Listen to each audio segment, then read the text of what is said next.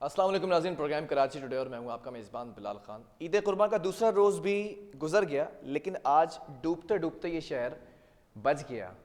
लेकिन अगर ये कहूँ कि डूब गया तो ज़्यादा बेहतर होगा। और डूबने के साथ साथ बहुत सारी चीज़ें डूब गई।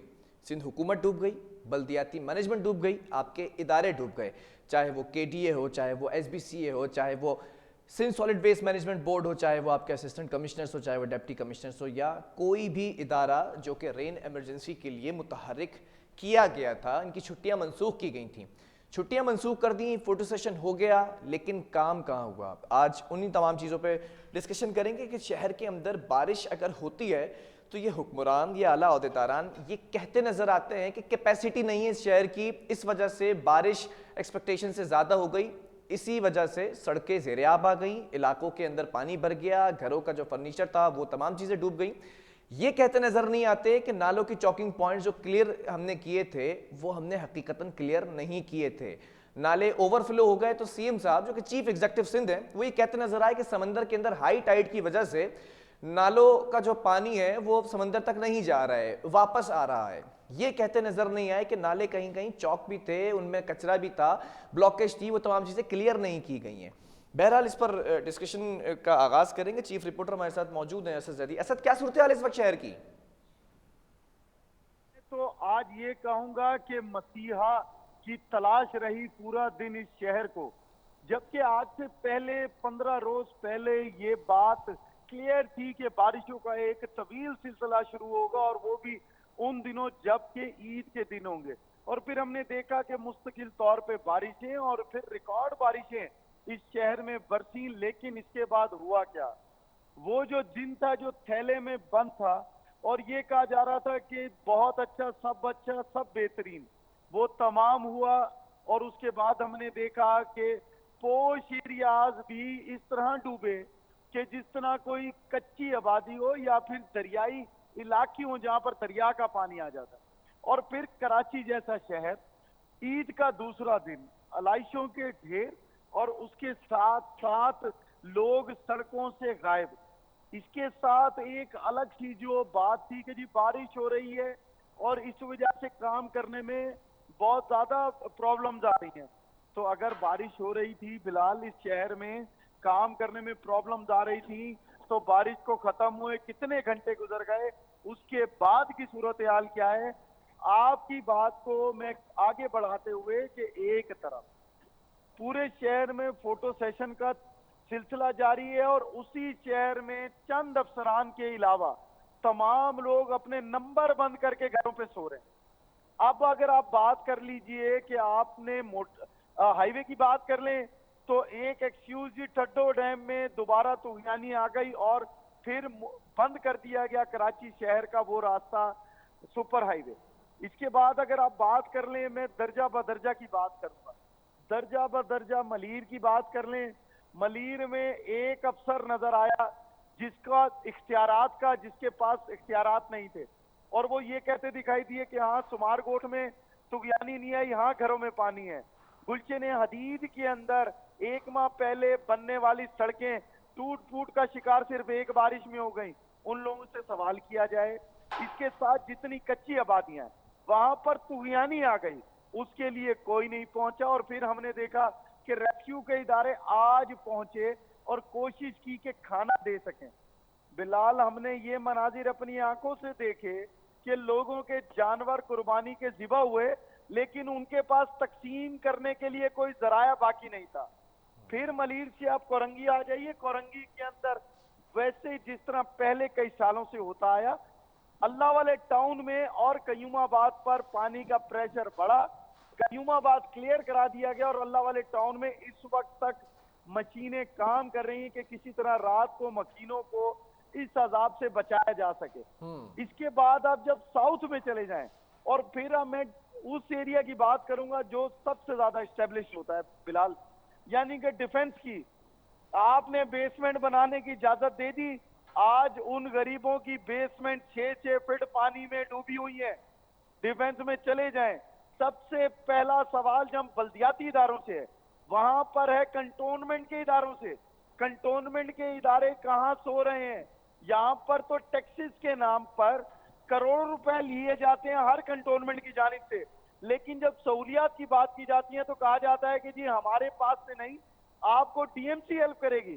तो जो टैक्स ले रहा है वो काम क्यों नहीं कर रहा बिलाल? और पूरा का पूरा साउथ डूब गया। इसी तरीके से हमने बात की थी सेंट्रल की, वहां पर बुलंदो बांग दावे, तस्वीरों की एक लंबी फहरिस्त, और उसके बाद हमने देखा कि एलआईसी उठाने तक कोई नहीं आया।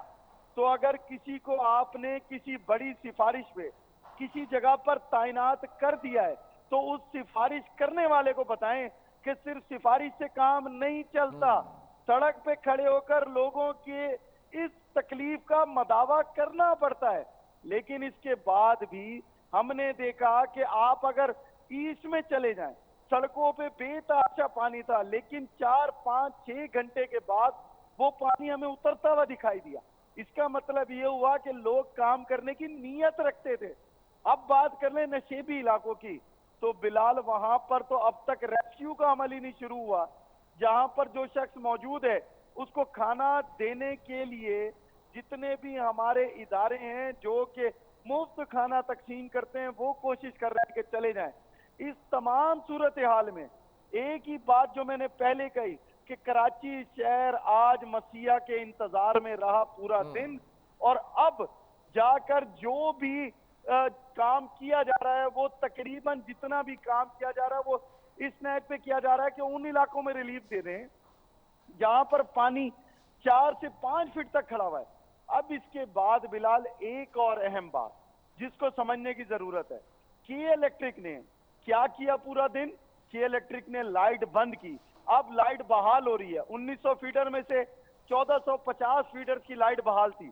फिर हमने देखा 26 लोग जो है अपनी जान से हाथ धो बैठते हैं बिजली की करंट लगने से, और उसके बाद हमने देखा कि उसमें बड़ी तादाद 14 लोगों की कराची शहर में है। तो बात यह है सिर्फ बिलाल कि कहाँ है वो प्लानिंग करने वाले, कहाँ है उस प्लानिंग को असद, आज चीफ एग्जेक्टिव भी सड़कों पर नजर आए, सिंध के चीफ एग्जेक्टिव एडमिनिस्ट्रेटर कराची के साथ, वजीर बल्दियात के साथ, तो उन्होंने किन इलाकों का दौरा किया था? क्या उनको नजर नहीं आया पानी? बिलाल देखिए सारा दिन दौरे किए गए और फिर उसके बाद जवाब भी तो कमोबेश 10 मुकामात का दौरा किया, सिर्फ उन जगहों का जहां पर 4-5 घंटे में पानी निकल गया और वो मरकजी शाहराएं थी, वहां का दौरा किया गया। उसके बाद वो इलाके जहां पर पानी अब भी मौजूद है 4-4, 5-5, 6-6 फीट, वहां नहीं गया कोई। इसके बाद आप क्या समझते हैं कि जब पॉइंट स्कोरिंग की गई उनके ऊपर, जो सीएम सिंध के ऊपर पॉइंट स्कोरिंग की गई और उसके बाद उनसे कहा गया कि जी ये पानी देखें, ये मरकजी शाहराओं पे, तो उसके बाद वो टीम निकली। अब भी वक्त है, मौका है, आगे बारिशों की दोबारा पेशन गोई कर दी गई है, दोबारा से तमाम इदारों को बुलाएं, तमाम इदारों को तमाम तर सूरत हाल में नालों की हालत क्या थी? हमने पहले भी कहा था, पिछले प्रोग्राम में भी, 52 अरब रुपए लेकर गायब कौन हो गया उसकी तहकीकात करानी चाहिए कि केएमसी के नाले क्यों अब तक साफ ना हो सके, और अगर हुए तो क्या किसी समझदार से मशवरा किया गया, या सिर्फ वो 52 अरब रुपए को दबाने के लिए, 52 करोड़ रुपए को दबाने के लिए, वो 52 करोड़ रुपए की जो अमाउंट थी उसके लिए काम किया गया कि किसी तरीके से सिर्फ दिखावे की कार्रवाई करके और उसके बाद वो पैसे जो है उसकी जवाब दे दिया जाए कि 52 करोड़ रुपए हमें मिले थे, हमने फलां नाला साफ कर दिया। अगर नाले प्रॉपर साफ हुए तो फिर ये परेशानी क्यों? पहला सवाल। दूसरा सवाल कि जब सिंध सॉलिड वेस्ट के जिम्मे था कि उसने आकर एलआईसी उठानी है, तो फिर एक्सक्यूज कैसा? एलआईसी क्यों नहीं उठाई गई? और उसके बाद क्यों वहां पे मौजूद एडमिनिस्ट्रेटर्स ने, डिप्टी कमिश्नर्स ने क्यों नहीं, म्युनिसिपल कमिश्नर्स ने फोन करके कहा कि भाई आओ मेरे इलाके को साफ करो? अब भी ये काम हो सकता है, लेकिन उसके लिए आपको मैदान में खुद उतरना होगा।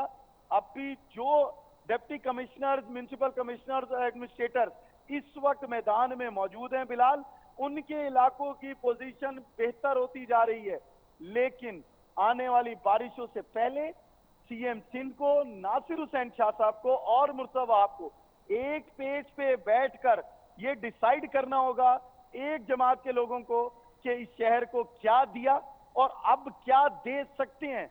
आने वाला इलेक्शन उन तमाम लोगों के लिए बल्दियाती इलेक्शन मुश्किलात का बाइस है, हर उस जमात असद के लिए। गुज़िश्ता रात से बारिश होती रही सुबह सवेर तक, कौन कौन से ऐसे डिपार्टमेंट्स हैं जो सड़कों पे नजर आए काम करते रात भर? देखिए, जब रात की बात करेंगे तो ये कहा गया कि एक दफा बारिश खत्म हो जाए तब हम अपना ऑपरेशन शुरू करेंगे। अब भी जो पोजीशन है, ऑपरेशन जो हो रहा है वो लिमिटेड रिसोर्सेज के साथ हो रहा है। अगर ये तमाम चीजें इसमें आप भूलें नहीं और बताते चलें कि पीडीएमए का कितना बड़ा रोल है इस वक्त कराची शहर में, तो ये भी एक बात सरे फहरिस्त है कि इस वक्त पीडीएमए भी शाना बचाना हर इलाके में खड़ी है।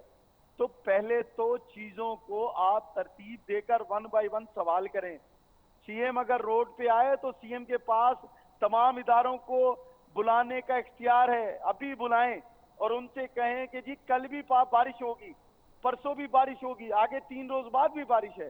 तो क्या कराची शहर का मसीहा सीएम बनने को तैयार है, या ये शहर दोबारा मसाजिद में अजाने करवा के अल्लाह से दुआ करेगा कि इस बारिश को रोक दे बिलाल। ठीक है, बहुत शुक्रिया। असद अदी हमारे साथ मौजूद है, चीफ रिपोर्टर।